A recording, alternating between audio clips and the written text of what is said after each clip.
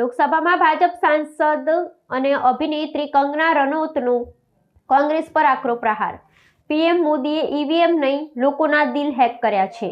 ભાજપના સાંસદ અને અભિનેત્રી કંગના રનૌતે લોકસભામાં વિપક્ષ પર આકરા પ્રહારો કરતા એક વિવાદાસ્પદ પણ ચર્ચિત નિવેદન આવ્યું છે.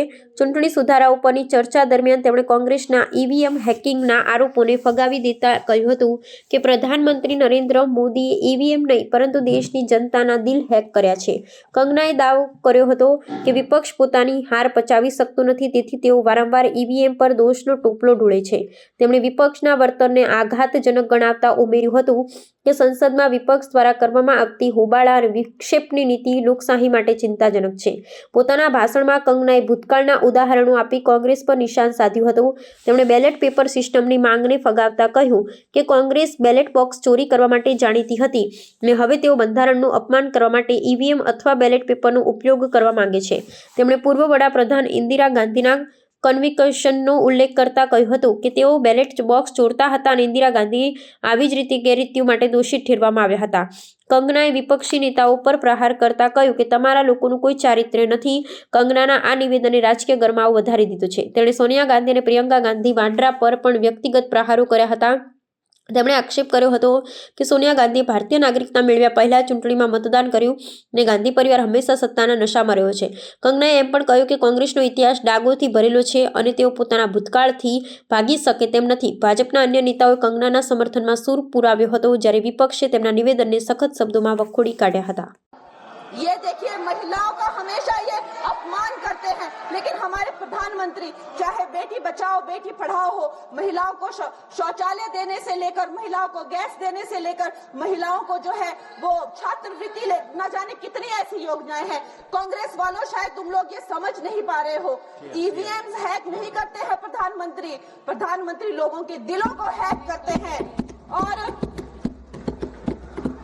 ये लोग दुहाई देते हैं कि वो जो पुराने जमाने के दकियानूसी, वो जो चिट कागज पे लिखकर जो मतदान होता था वो सबसे अच्छा था. ये लोग भूल गए वो दिन, आप लोग भूल गए वो दिन. इंदिरा गांधी वर्सेस राज नारायण का केस, उसको जो है इतिहास में The case that shook the nation के नाम से जाना जाता है. उस पर मैंने एक फिल्म भी बनाई हुई है. वोट चोरी और वोटों की धांधली के लिए एक प्रधानमंत्री पे एक साधारण से नेता ने केस किया था और उस धांधली में वो पकड़ी गई थी. हर उनका जो आरोप है उसमें सच सिद्ध किया गया था और रातों रात उनको कुर्सी छोड़ने के लिए कहा गया था और रातों रात जो है उनको ये आदेश दिया गया था कि आगे इतने सालों तक आप कभी जो है वो चुनाव लड़ नहीं सकते. ये धांधलियां इन्होंने करी हुई हैं और ये जो है उस टाइम के बैलेट बॉक्सों को उठाकर ले जाते थे ये लोग और आज कहते हैं कि इनको ईवीएम्स जो है वो हैक हो जाते हैं. अध्यक्ष महोदय जी, मैं इनको याद दिलाना चाहती हूँ, प्रियंका गांधी जी कहती हैं कि छोड़ो पुरानी बातें, हम पुरानी बातें नहीं करेंगे, हम पुराने लोगों के बारे में नहीं बोलेंगे. तो मैं ये जानना चाहती हूँ कि आपकी जो माता जी हैं वो तो आपकी अध्यक्ष है और इस वक्त की वो अध्यक्ष है. उनकी जो है आप देखिए, जब उनकी नागरिकता नहीं थी, जब उनके पास 1983 में नागरिकता आई, उसके कितने साल पहले से वो वोट देती आ रही हैं. तो ये जो इनका जो परिवार है, एंटाइटलमेंट से जो ग्रस्त ये इनका परिवार है, ये प्रियंका गांधी जी को भी याद रखना चाहिए. चाहे आपका भूतकाल हो, चाहे आपका वर्तमान हो, आप सब लोग, चाहे ईवीएम हो या चाहे कागज पे लिखा हो, जब आप लोगों के चरित्र में जो है किसी तरह की मर्यादा नहीं है, आप लोगों ने कभी भी इस देश का, यहाँ की कानून व्यवस्था का, संविधान का कभी आप लोगों ने सम्मान नहीं किया हुआ है. और अध्यक्ष महोदय जी, बिहार में जैसे ही एसआईआर आया, एसआईआर लागू हुआ, हमारी सरकार ने जो है कम से कम 60 लाख से ज्यादा अवैध, अब ये जो सारे अमाननीय वोट कार्ड है, ये सिर्फ घुसपैठियों के नहीं है. कुछ ऐसे लोग हैं जो माइग्रेट हो गए हैं, कुछ ऐसे भी लोग हैं जो इस दुनिया में है ही नहीं. 60 लाख से ज्यादा. और अगर वो लोग जेन्युइन थे तो उन्होंने किसी ने तो रिक्वेस्ट करनी चाहिए थी कि भाई मेरा वोटर आईडी कैंसिल हुआ है.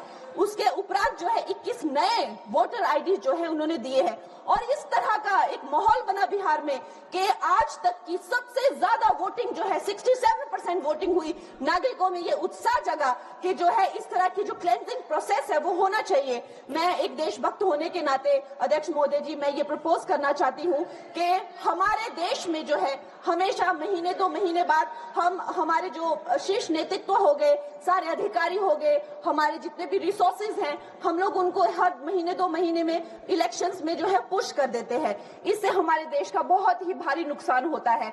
और मैं ये चाहूंगी कि 1 नेशन 1 इलेक्शन जो नरेंद्र मोदी प्रधानमंत्री जी जो कहते हैं कि एक वोटिंग जो है डेमोक्रेसी के उत्सव के रूप में, जैसे कि दिवाली होती है, होली होती है, उस रूप में मनाया जाए, क्योंकि ये सिर्फ सरकार का ही नुकसान नहीं है। 10,000 करोड़ से ज्यादा का जो नुकसान होता है सिर्फ वही नहीं है, लेकिन मुझे लगता है कि धीरे धीरे हमारे जो नागरिक भी है उनमें जो वोटिंग फटीक है, बार बार उन्हें जागरूक करना, बार बार कई जगहों से जहां वो काम करते हैं वहां से उनको ट्रैवल करके अपने नेटिव प्लेसेस पे आना और बार बार मार्केटिंग करके, it is exhausting for the whole ecosystem.